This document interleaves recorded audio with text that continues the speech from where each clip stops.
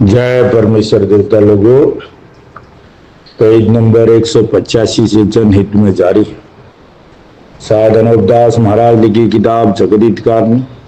यह जगदीतकारणी जिसको Shri अनूपदास printing press चावनी एवं में छाप के प्रसिद्ध किया। तारीख 17 अप्रैल सन 1909 व्यवसाय बुद्धि 12 संवत 1965। परमात्मा ने नम। जय परमेश्वर।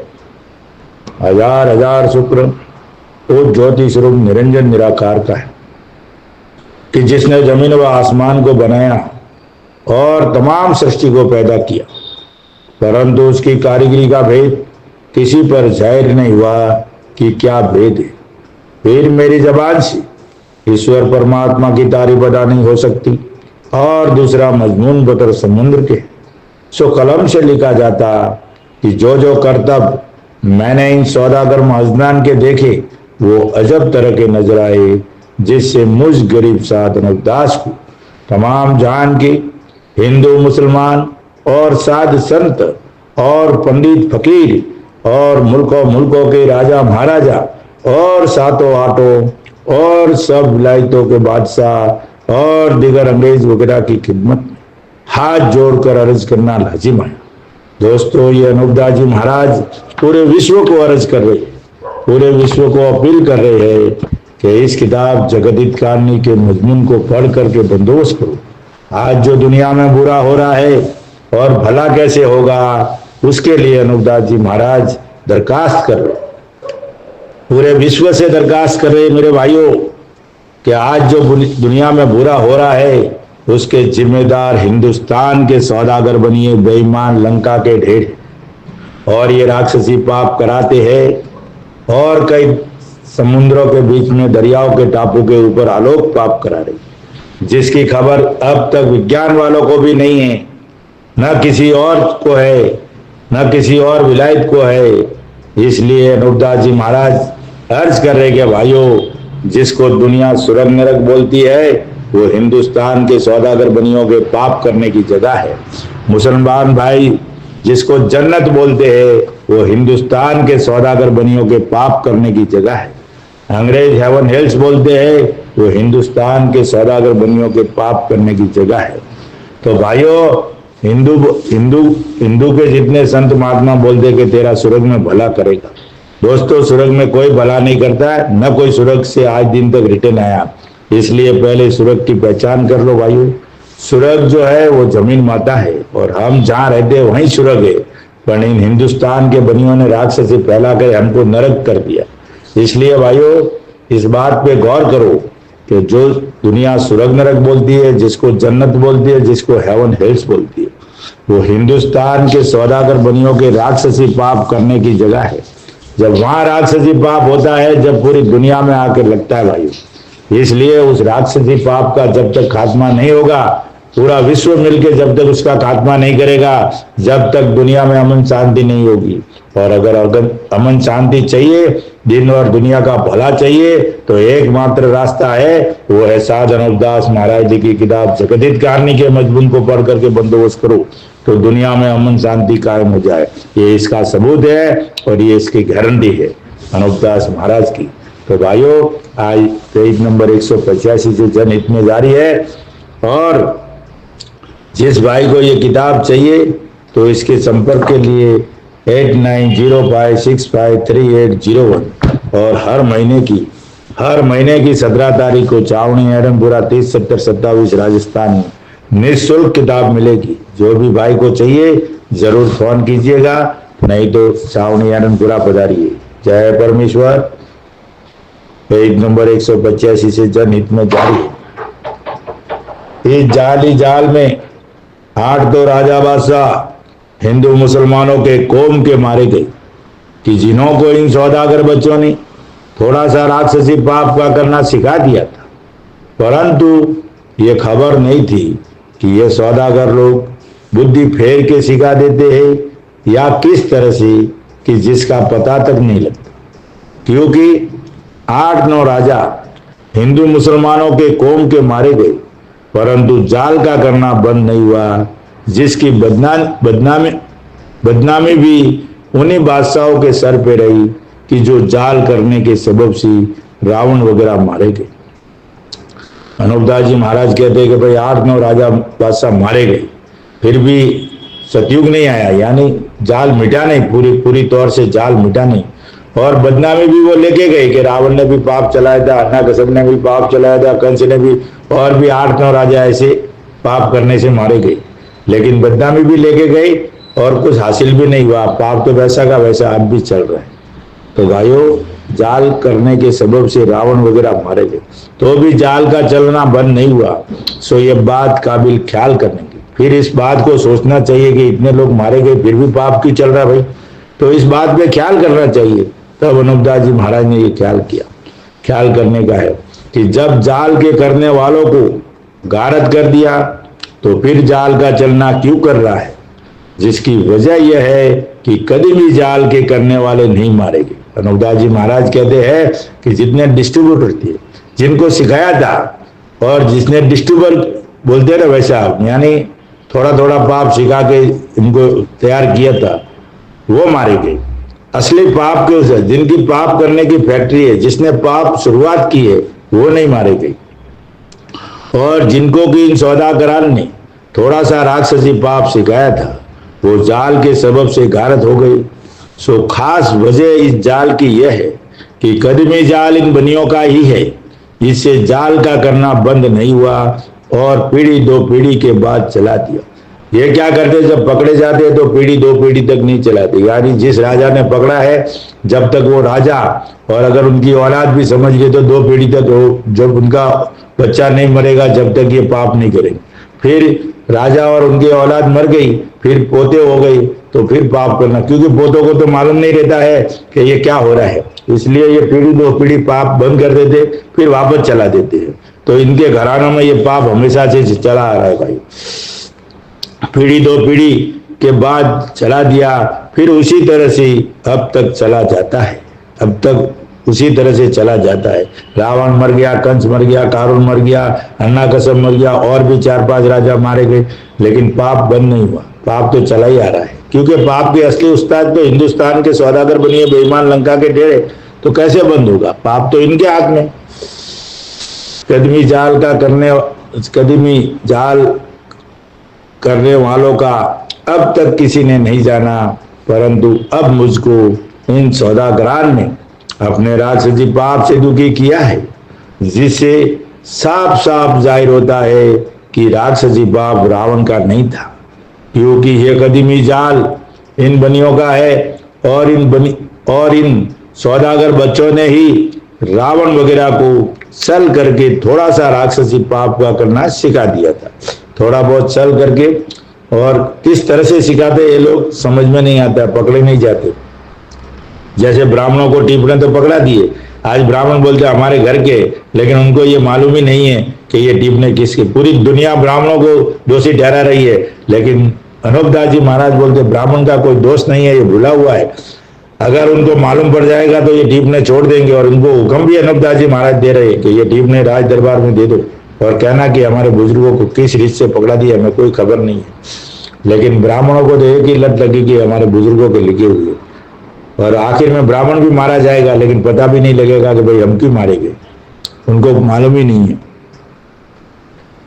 राक्षसी पाप का करना सिखा दिया था, इससे रावण वगैरह इन सौदागर बच्चों की जाल में आके राक्षसी पाप को करने लगे, इससे रावण वगैरह मारे गए।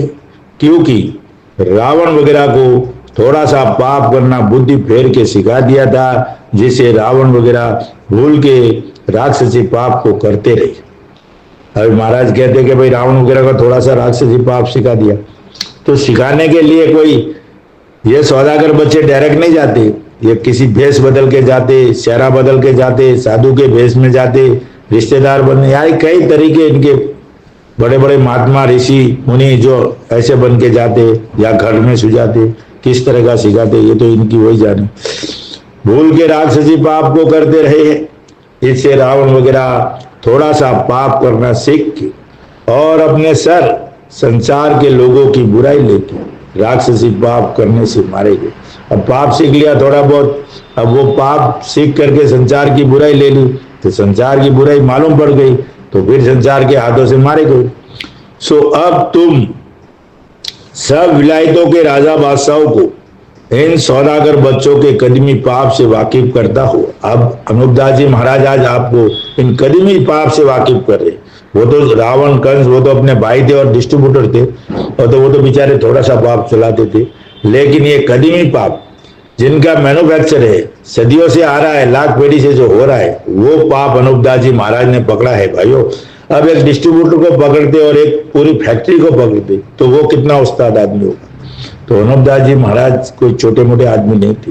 ये कदमी पाप को पकड़ा है और कदमी पाप को कोई नहीं पकड़ सका। बादशाहों को इन सौदागर बच्चों के कदमी पाप से वाकिफ करता हूं कि ये सौदागर बच्चे अपने कदमी जाल से रावण वगैरह की तरह से सातों आठों विलायतों के लोगों को और तुम अंग्रेजों को थोड़ा सा पाप करना सिखाओगे, और बात गारत होने अपना राज करेंगे और रावण वगैरह की तरह से सातों आठों विलायतों के लोगों को बदनामी देंगे। सातों आठों विलायतों के बादशाह को ये पाप सिखाएंगे, वो पाप करेंगे और बदनामी उन्हीं को ही देंगे और गारत भी कर देंगे और अपना राज भी करेंगे। इसे तुम संसार के लोगों इन सौदागर बच्चों का कदमी जाल जान के, महाराज ने लिखा है उसी हिसाब से जान के छोड़ाओ ताकि संसार में भला हो गई, क्योंकि कदमी जाल इन सौदागरान का ही है। क्योंकि इन्होंने कदमी जाल को छोड़ा नहीं और सच सच दुनिया को बताते नहीं। आगे भी बादशाह के सामने पकड़े गए, जब भी सच नहीं बताया, थोड़ा बहुत बताया और थोड़ा बहुत नहीं बताया, तो बादशाह ने उनको छोड़ दिया था। गाय और सूअर की कसमें खाई थी। तो भाइयों, इसलिए ये बड़े उस्ताद है और बड़े जालिम लोग हैं। और अगर इन्होंने बता भी दिया तो इनको मालूम है कि हमारा खात्मा पक्का है, क्योंकि हम रावण को मरवाने वाले भी यही है और कंस को मरवाने वाले भी यही है, और उनका धन भी उन्होंने ही काबू में कर लिया है। कंस का 40 डुंगरी धन उन्होंने किया, रावण की सोने की लंका इन्होंने, रैयत ने नहीं ली भाइयों, संसार के लोगों ने किसी ने नहीं लिया आराम समझ के। इसके लिए वो धन भी इन्हीं के पास है। हिंदुस्तान के सौदागर बनिए बेईमान लंका के ढेरों के पास है, और सच सच दुनिया को बताते नहीं, क्योंकि गुप्ती पाप करते हैं जिसको अपनी जात के आदमियों के हाथों से कराते। दोस्तों, जो कदमी पाप करते हैं ना, जहाँ साठ कर दिल्ली मंडल से भेजा, वो अपने कुल के भेज दिए, ताकि क्या है किसी को मालूम नहीं पड़े। अगर दूसरी कुल का भेजा होता तो जरूर कहीं ना कहीं पकड़े जाते, कभी न कभी पकड़े जाते, लेकिन अपने कुल के भेजे। और यहाँ से ये हिंदुस्तान के सौदागर बनिए खर्च मुकरा, सौदागर बनिए खर्च मुकरा भेजते, सामग्री भेजते, जो भी चाहिए वो भेजते अपने कुल के हाथों।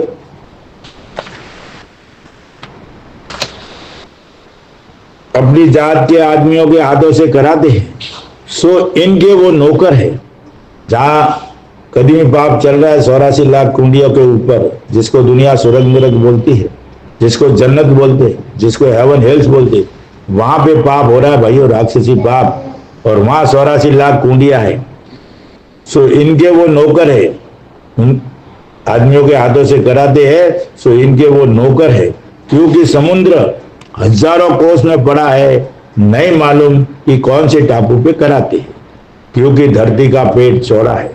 इस जमीन माता का पेट बहुत विस्तार से चौड़ा है, मुझे उसकी कोई लिमिट ही नहीं है। और इन बनियों का गुप्ती पाप यह है कि जिसको तुम हिंदू मुसलमान सुरग नरक कहते हो और राजलव की कुंडिया बोलते हो, वो सौदागर बच्चों के घर का राक्षसी पाप है। ये सबूत के तौर पर ये अनूपदास जी महाराज ये पूरे सबूत के तौर पर बता रहे हैं। जरा गौर करके सुनना भाइयों कि अनूपदास जी महाराज क्या करते हैं। ये सातों आठों विलायतों को, पूरे विश्व को बता रही है कि भाई धरती का पेट चौड़ा है और इन बनियों का गुप्ती पाप यह है। अब सोचो, नशेड़ी, गौजेड़ी, भंगेड़ी, शराबियों सब सोच लो, जो सबूत गैंग मांगती है सोच लो और ढूंढ लो कि चौड़ा है। और इन बनियों का गुप्ती पाप यह है कि जिसको तुम हिंदू मुसलमान सुरग नरक कहते हो और राजलव कुंडिया बोलते हो, वो सौदागर बच्चों के घर का राक्षसी पाप है। अब सीधा सीधा टिप्पणों में लिखा है तो बता दो कि भाई जिसको दुनिया सुरग नरक बोलती है वो बनियों के पाप करने की जगह है।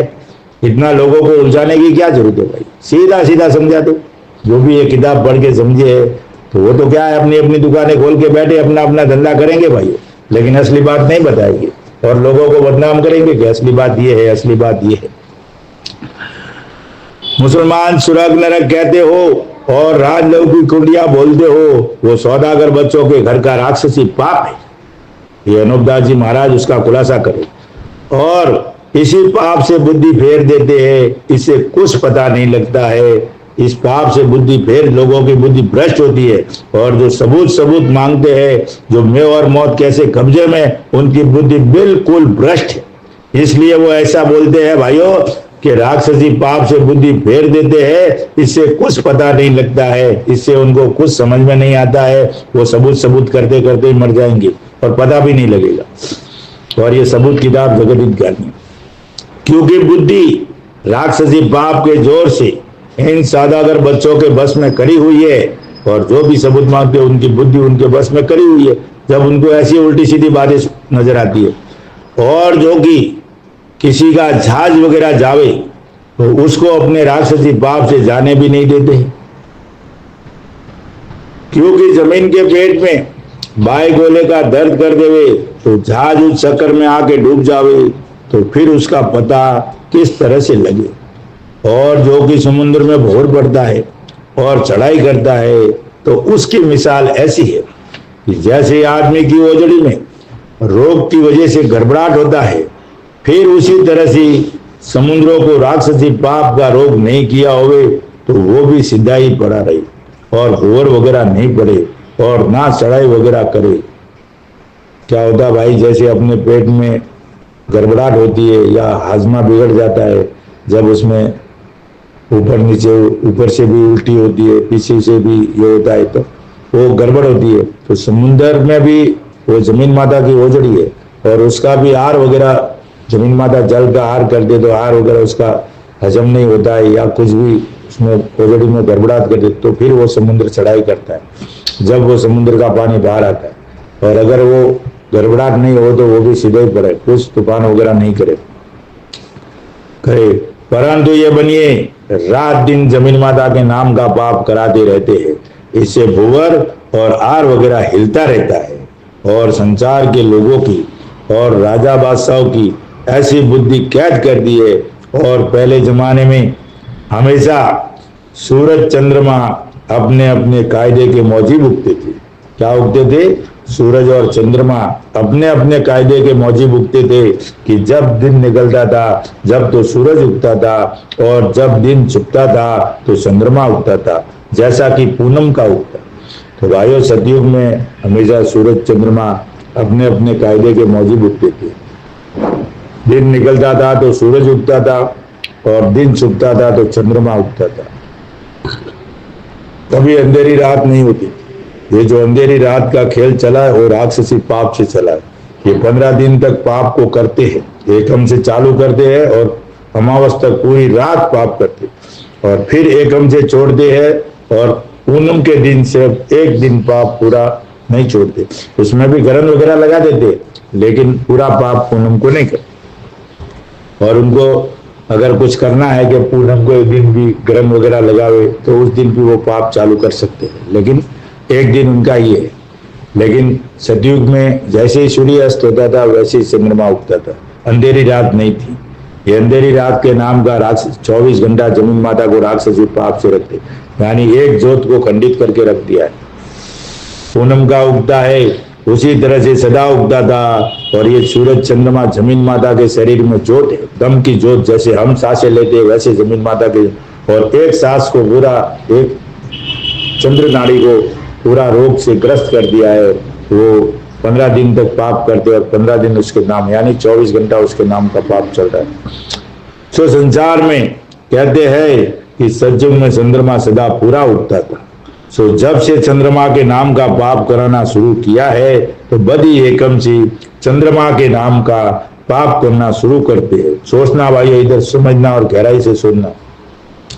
तो अमावस तक 15 दिन पाप इस तरह से कराते हैं कि बदी एकम को तो थोड़ा पाप करके चंद्रमा को थोड़ा सा घटाते, फिर दूज को एकम से ज्यादा पाप करा के कुछ ज्यादा घटाते हैं, फिर दूध से ज्यादा तीज को पाप कराते हैं जब चंद्रमा और ज्यादा घटता है, फिर तीज से ज्यादा सौत को पाप कराते हैं जब चंद्रमा और ज्यादा घटता है, और सौत से पाचम को ज्यादा पाप कराते हैं तो और ज्यादा घटता है। इसी तरह से बदी पुक में 15 दिन तक यानी अमावस तक दिन दिन ज्यादा चंद्रमा के नाम का पाप कराते हैं, तो अमावस को इस कदर पाप चंद्रमा के नाम का कराते हैं कि बिल्कुल नहीं उठता। अमावस के दिन पूरी रात पाप करते तो बिल्कुल नहीं उठता, और चंद्रमा घटते घटते अमावस तक अंधेरी रात साफ हो जाती है, और फिर एकम से पाप कराना थोड़ा थोड़ा छोड़ते जाते हैं, तो फिर चंद्रमा बढ़ता जाता है तो सुधी एकम को थोड़ा पाप छोड़ते हैं, तो चंद्रमा थोड़ा सा बढ़ता है, और दूज से पाप ज्यादा छोड़ते हैं तो दिखने लगता है। इसी तरह से दिन दिन पाप कम करते जाते हैं तो दिन दिन चंद्रमा बढ़ता जाता है, तो पूनम तक चंद्रमा पूरा होता है, तो पूनम को चंद्रमा के नाम का पाप बिल्कुल छोड़ देते जब पूरी जोत चंद्रमा की होती है। देखो भाइयों, पूनम को पूरा पाप छोड़ दे तो पूरी जोत होती है, लेकिन उसमें अगर गलन वगैरह डाल दे तो उसमें भी खंडित हो जाती है। लेकिन इनका जो सिस्टम है 15 दिन पाप करने का, 15 दिन छोड़ने का, तो पूनम के दिन एक नहीं होता है। और इधर महाराज कहते हैं 15 दिन तक, यानी 15 दिन का पखवाड़ा था, 30 दिन का महीना था, 360 दिन का चाल था। लेकिन सप्ताह को 7 दिन किया ना भाई, ये सप्ताह 7 दिन का नहीं था, 6 दिन का ही था, क्योंकि ये बुधवार जो है वो एक्स्ट्रा डाल दिया है। रामचंद्र जी के जमाने में ये 6 ये भी आदमी लोग थे, शनि, रवि, सोम, मंगल, गुरु और शुक्र, ये 6 वारे थे, और 6 पंजा 30, 6 पंजा 30, तो 6 दिन का सप्ताह था भाइयों, 15 दिन का पखवाड़ा था, और 30 दिन का महीना था, और 360 दिन का साल था। आज जो दिन है, आज जो वक्त है, वो का वो वक्त, वो का वो तत्व, वो की वो मिति, वो का वो वाक उसी दिन आता है। ये बुधवार डालने से जो आज घटना घटी है वो 1 साल के बाद उसका जो टाइमिंग था वो चेंज कर दिया, वो टाइम वापस नहीं आता, वो सब भुला दिया। इसके लिए मेरे भाइयों इस बात को सोचो और गहराई से समझो। चंद्रमा की आदर्श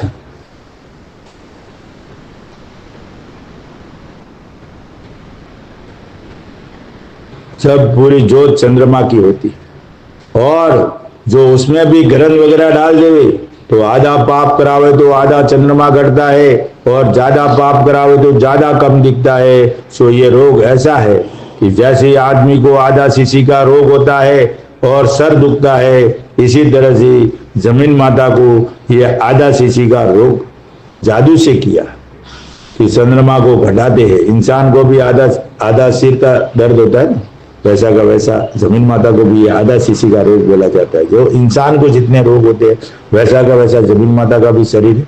उसका शरीर बहुत विशाल है, अपरंपार है। भाई शरीर सबका अलग अलग टाइप का बना है, लेकिन उसकी जो मशीनरी जो काम करने वाली है शरीर के अंदर वो सबकी एक जैसी है।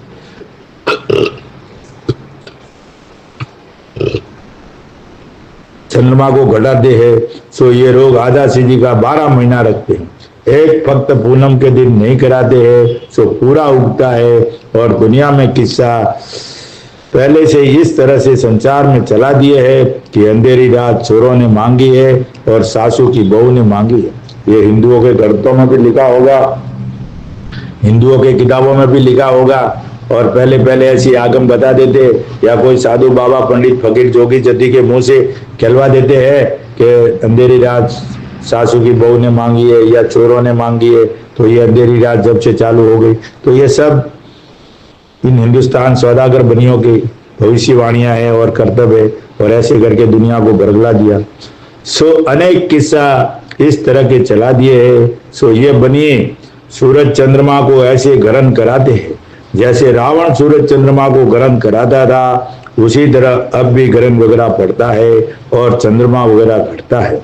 सो टिप्पणों में सब लिखा हुआ है कि इस कदर कला चंद्रमा की घटी बड़ी है और 12 महीना पेस्तर से ही सूरज चंद्रमा का करण बतला देते हैं। और इसी तरह से रावण ने भी ग्रहण वगैरह के टीपने चलाए थे कि जैसे अब महाजनान के टीपने चलाए हुए हैं, रावण के मुताबिक मौजूद है।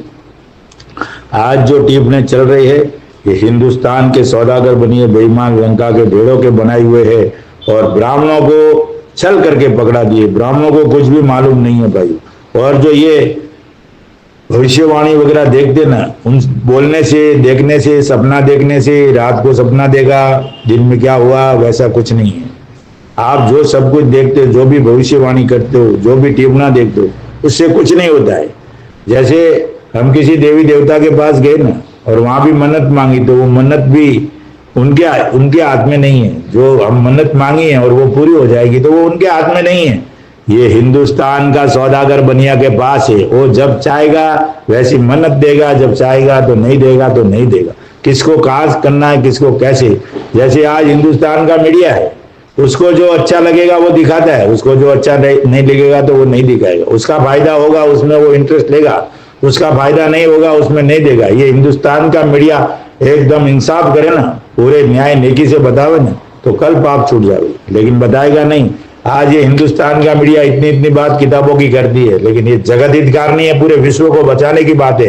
तो ये हिंदुस्तान का मीडिया भी क्या मालूम किधर अटका हुआ है या क्या इनके ऊपर प्रेशर है, ये इस बात को बोल ही नहीं सकते, दिखा नहीं सकते, कर नहीं सकते।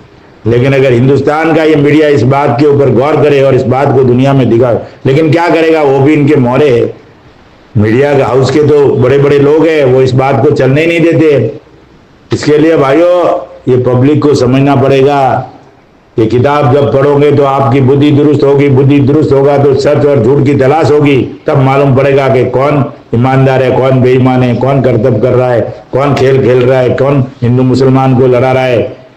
सब मालूम पड़ जाएगा भाइयों, आपकी नजरों के सामने सब दिखेगा, क्लियर कट। जैसे हम कोई पिक्चर देखते हैं ना वैसा दिखेगा आपको। इसलिए भाइयों इस किताब को पढ़ना हमारे लिए सौभाग्य की बात है, इसको सुनना हमारे लिए परम दुर्भाग्य। रावण के मुताबिक मौजूद है। सो जब ये काफरी पाप दबे होगा, जब सत्य की तरह से सदा पूरा चंद्रमा उगेगा और ये खाली बादल जो होते हैं और 10-10 और 15-15 दिन रहते हैं और मेघ नहीं बरसता है, बारिश नहीं होती है और उससे आदमियों को बीमारी होती है। अब खाली बादल होते तो अपना भी बदन दुखता है ना। तो हम जमीन माता से जुड़े हुए, हम इसके गर्भ में हैं। जब माँ को दर्द होता है गर्भ में तो बेटे को भी तकलीफ होता है, बेटा जब गर्भ में होता है ना तो उसको भी तकलीफ होती है। तो हमारा तार उससे जमीन माता के अंदर जुड़ा हुआ है। ये हम समझ नहीं पा रहे हमारी बुद्धि खराब होने की वजह से। लेकिन जो भी हम जमीन माता के गर्भ में है और ये बादल वगैरह जो भी होएगी अंदर, तो ये गर्भ से मुझे अपने को जमीन माता को तकलीफ होगी तो हमारे को भी तकलीफ होगी और खेतों को नुकसान होता है। सो ये अक्सर जमीन को रोग है कि जैसे आदमी को गुजराती का रोग होता है और बादी से सब बदन अकड़ जाता है और हमारा भी बदन अकड़ जाता है, खेतों को भी नुकसान होता है। तो ये जमीन माता को जितना रोग होगा वो सब हमको भी होगा और हमारी फसली में भी दर्द होता है। इसी तरह से जमीन को खाली बादलों का रोग होता है। इसी वजह से नाज वगैरह को रोड़ी गेरू हो जाता है और नुकसान होता है। सो टिप्पणों में पहले से ही सुना देते हैं कि गेरू और दाई वगैरह पड़ेगा, जो ठार वगैरह गिरता है ना भाई, ओस वगैरह पड़ता है ना वैसा, और झाड़ वनस्पति वगैरह जल जावेगी। सो जब पाप जमीन के नाम का कराते हैं तो जल जाते हैं। सो ऐसे ऐसे अनेक तरह के रोग जमीन को कर दिए। जब से दुबली हो गई है, इससे खाने चांदी सोने की गल गई। पूरी जमीन माता रोग की वजह से दुबली हो गई, इससे चांदी सोने की खाने गल गई है भाइयों, इससे दिखने में नहीं आती है।